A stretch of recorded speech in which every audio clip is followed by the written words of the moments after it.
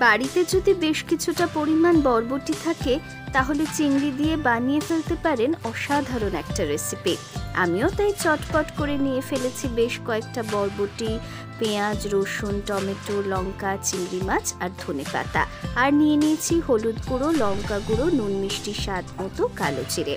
এরপর একটা থালার মধ্যে বরবটিকে টুকরো টুকরো করে কেটে নিয়েছি। তারপর নিয়ে নিয়েছি পরিমাণ মতো পেঁয়াজ কুচি, তারপর নিয়েছি বেশ কয়েক কোয়া রসুন, নিয়েছি এক মুঠো ধনেপাতা কুচি।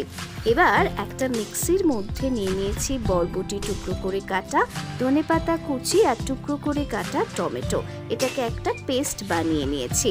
এরপর একটি ফ্রাইং প্যানের মধ্যে পরিমাণ মতন সর্ষের তেল দিয়ে গরম করে তাতে একে একে চিংড়ি মাছগুলোকে নুন হলুদ মাখিয়ে খুব ভালো করে ভেজে নিয়েছি। চিংড়ি মাছ তুলে ওই তেলের মধ্যেই কালো জিরে, রসুন কুচি, পেঁয়াজ দিয়ে ভালো করে লাল লাল করে ভেজে নিয়েছি। ভাজা ভাজা হয়ে গেলে মিক্সিতে তৈরি করা বরবটি টমেটোর ওই পেস্ট দিয়ে নুন মিষ্টি স্বাদ মতো দিয়ে ভালো করে নাড়াচাড়া করে নিয়েছি।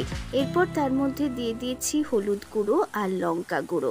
এটাও খুব ভালো করে মিশিয়ে নিতে হবে। তারপর মিক্সির মধ্যে নিয়ে নিয়েছি চিংড়ি মাছ আর বেশ কয়েকটা কাঁচা লঙ্কা, একটা পেস্ট বানিয়ে নিয়েছি।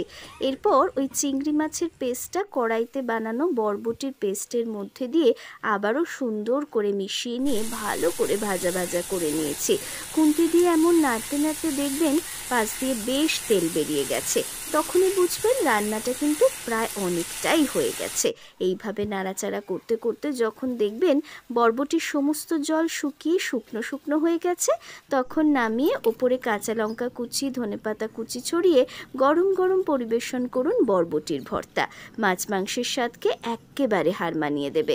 আপনি কিভাবে বাড়িতে বরবটি ভর্তা বানান অবশ্যই আমাকে কমেন্ট করে জানান। ভিডিওটি ভালো লাগলে লাইক করুন, চ্যানেলটি সাবস্ক্রাইব করে সঙ্গে থাকুন।